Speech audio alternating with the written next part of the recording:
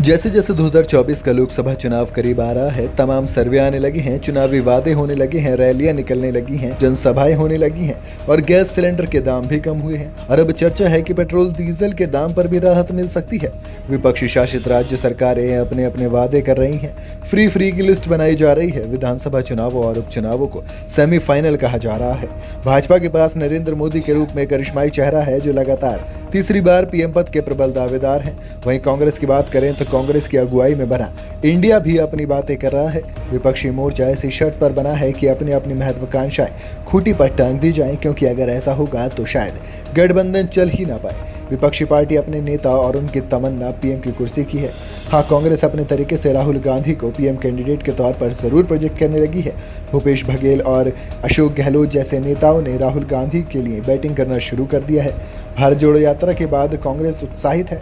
हालांकि India today के एक सर्वे में नरेंद्र मोदी वर्सेस राहुल गांधी के सवाल पर जो रिजल्ट आया उससे कांग्रेस जरूर निराश होगी। अगस्त 2023 के सर्वे में पूछा गया था कि क्या देश के अगले पीएम के रूप में सबसे योग्य कौन है। नरेंद्र मोदी के पक्ष में 52% लोगों ने वोट किया तो राहुल के पक्ष में महज 16% लोग दिखे। सर्वे में शामिल लोगों में से औसतन 6 में से सिर्फ 1 ने राहुल का समर्थन किया। वहीं अगर बात करें कि मोदी के सामने राहुल कहां खड़े हैं, तो इंडिया टुडे के मुताबिक इस सर्वे में मोदी की गिरावट जरूर आई है, लेकिन बावजूद इसके उनकी लोकप्रियता जबरदस्त है। अगस्त 2023 में 63% लोगों ने उनके प्रदर्शन को शानदार कहा था, जबकि केवल 22% लोग उनसे नाराज दिखे थे। एनडीए सरकार के प्रदर्शन से 59% लोग संतुष्ट दिखे तो 19% असंतुष्ट रहे। 29% लोग यानी जो 25 से 34 साल के थे, उन्होंने महंगाई को मोदी सरकार की सबसे बड़ी विफलता माना। मोदी सरकार की नाकामी में 25% बढ़ते दाम, 17% बेरोजगारी, 12% अल्पसंख्यकों में डर का भाव मानते हैं। देश की सबसे बड़ी समस्या में लोग महंगाई, बेरोजगारी और गरीबी को मानते हैं, यानी कि जो मुद्दा 2014 में था वो आज भी वहीं का वहीं है। भाजपा अब तीसरी बार सत्ता में आने के लिए पूरी कोशिश कर रही है।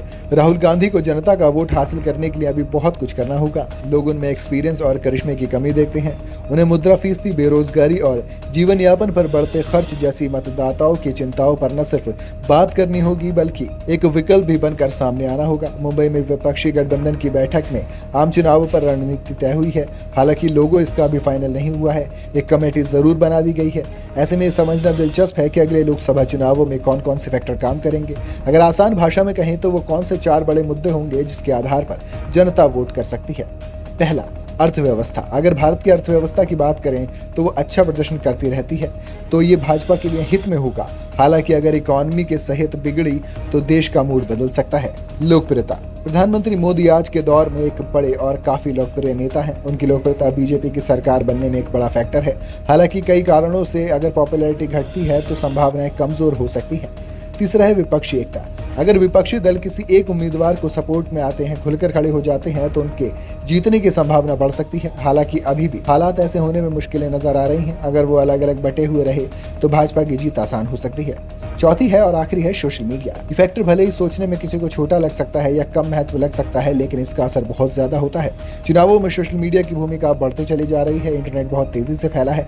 अब नेता जमीन पर कम और वर्चुअल दुनिया में ज्यादा एक्टिव दिखते हैं और दिखेंगे भी। जो भी पार्टी इसका बेहतर इस्तेमाल करेगी उसे फायदा जरूर होगा। आपको क्या लगता है, इन 4 के अलावा कोई और मुद्दा भी होगा तो मुझे कमेंट में जरूर बताइएगा।